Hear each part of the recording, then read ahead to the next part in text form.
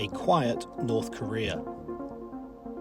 In October 2000, U.S. Secretary of State Madeleine Albright visited Pyongyang to prepare the meeting between U.S. President Bill Clinton and North Korean Chairman of the National Defense Commission, Jong-il. North Korea's abandonment of nuclear weapons and the establishment of U.S. North relations were to follow.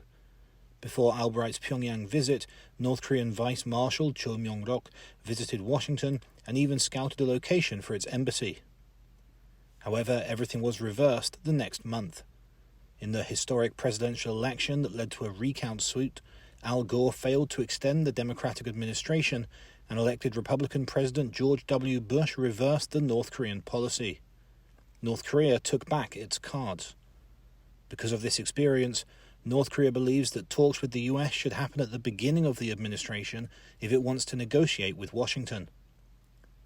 A month after the inauguration of Joe Biden in January, there's no news between the North and the U.S.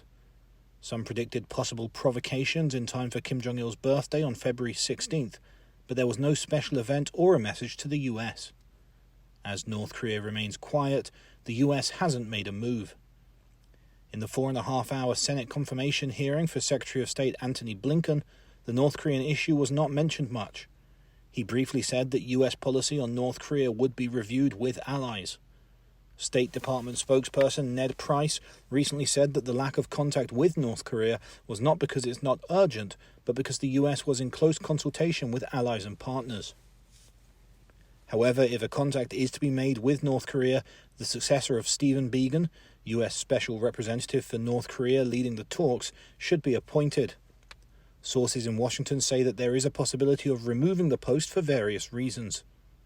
A Washington figure knowledgeable in North Korean affairs predicted that the Biden administration would not pay direct attention to North Korean issues in the first 100 days. It is not something that can bring immediate results compared to Iran or China issues. Also, there are many urgent issues such as COVID-19 vaccines, economic stimulus, and national integration. It is concerning how long this uncomfortable silence will continue. If North Korea provokes, each side will have markedly less cards to play. Unless it is a top-down decision style of Trump, it would be harder to start the talks. North Korea would not want to waste the valuable time of the early days of a new administration in the US. That's why we should care more about North Korea policy when Pyongyang is quiet.